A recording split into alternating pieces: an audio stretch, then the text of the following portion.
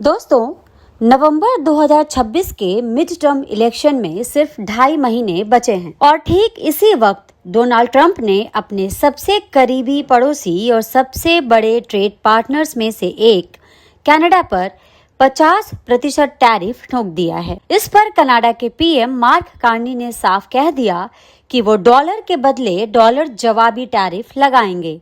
लेकिन असली कहानी ये नहीं। असली कहानी है ट्रंप के अपने पोल नंबर्स जो टैरिफ की वजह से रिकॉर्ड लो पर पहुंच चुके हैं। आज समझते हैं ये टैरिफ वॉर ट्रंप को सियासी तौर पर कैसे कमजोर कर रहा है। 21 अगस्त की रात अमेरिका कनाडा ट्रेड टॉक्स आखिरी वक्त पर टूट गई। कार्नी ने इसे मिस कैलकुलेशन बताया और कहा कि अमेरिकी प्रशासन की मांगे अनइकोनॉमिक और अनफेयर थी।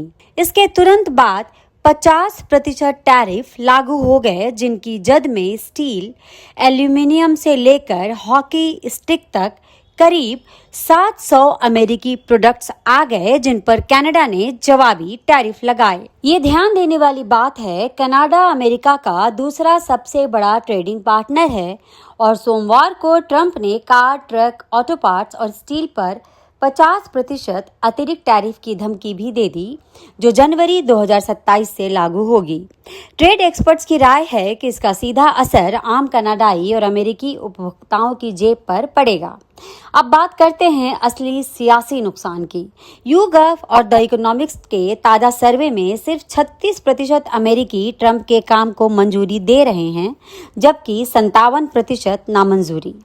ये सर्वे 21 से 24 अगस्त के बीच हुआ, यानी बिल्कुल उसी हफ्ते जब कनाडा टैरिफ की खबर आई। इसी दौरान कंज्यूमर कॉन्फिडेंस इंडेक्स भी जुलाई के 90.2 से गिरकर अगस्त में 89.4 पर आ गया और अमेरिकियों की चिंता अगले 6 महीनों में बिजनेस कंडीशंस और जॉब मार्केट को लेकर बढ़ी है। इकोनॉमी पर तो हालात और खराब हैं। राइटर्स इप्सोस के पोल में ट्रंप की इकोनॉमी हैंडलिंग को लेकर अप्रूवल घटकर सिर्फ 36% रह गया है। ये उनके दोनों कार्यकालों में सबसे कम आंकड़ा है। यहाँ एक बात साफ करना जरूरी है, अलग अलग पोलिंग एजेंसियों के नंबर्स में थोड़ा फर्क है। कोई 33%, कोई 36%, कोई 38% बता रहा है, लेकिन ट्रेंड सब में एक जैसा है कि गिरावट लगातार जारी है। सबसे दिलचस्प बात यह है कि खुद रिपब्लिकन पार्टी के अंदर इस टैरिफ पॉलिसी को लेकर खुली नाराजगी है। नॉर्थ डकोटा के रिपब्लिकन सीनेटर केविन क्रेमर ने कहा कि कनाडा उनके राज्य का सबसे बड़ा एक्सपोर्ट मार्केट है, इसलिए ट्रेड रिश्तों का बिगड़ना बेवजह नुकसानदेह है। जानकारों के मुताबिक बॉर्डर स्टेट्स के रिपब्लिकन उम्मीदवार मिड टर्म से करीब 10 हफ्ते पहले मुश्किल स्थिति में फंस गए हैं, क्योंकि आर्थिक चिंता पहले से ही ज्यादा है। लेकिन ट्रंप खुद इसे अलग तरह से देखते हैं। उन्होंने रिपब्लिकन कांग्रेसमैन को कहा कि टैरिफ सिचुएशन उनके लिए फायदेमंद साबित होगी और मिड टर्म में थंडरिंग लैंडस्लाइड जीत की बात की। यानी व्हाइट हाउस और पार्टी के बड़े हिस्से में इस मुद्दे पर साफ मतभेद है। डेमोक्रेट्स इस मौके को हाथ से जाने नहीं देना चाहते। वर्मोंट के सीनेटर पीटर वेल्च ने कहा कि कार्नी ने बुली के सामने खड़े होने की हिम्मत दिखाई है और अमेरिका में भी रिपब्लिकन्स को वैसी ही हिम्मत दिखानी चाहिए।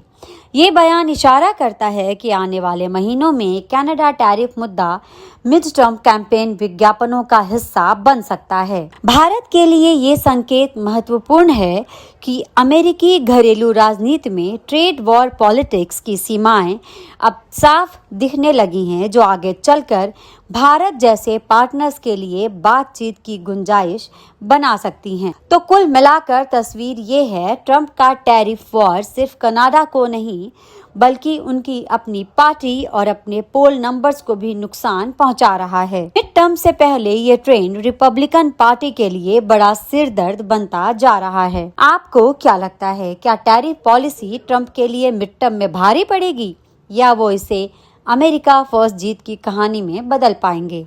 कमेंट में बताइए। वीडियो को लाइक करिए और चैनल को सब्सक्राइब करना न भूलें। दोस्तों, हमारे इस वीडियो को लाइक, शेयर और चैनल को सब्सक्राइब जरूर करें। धन्यवाद।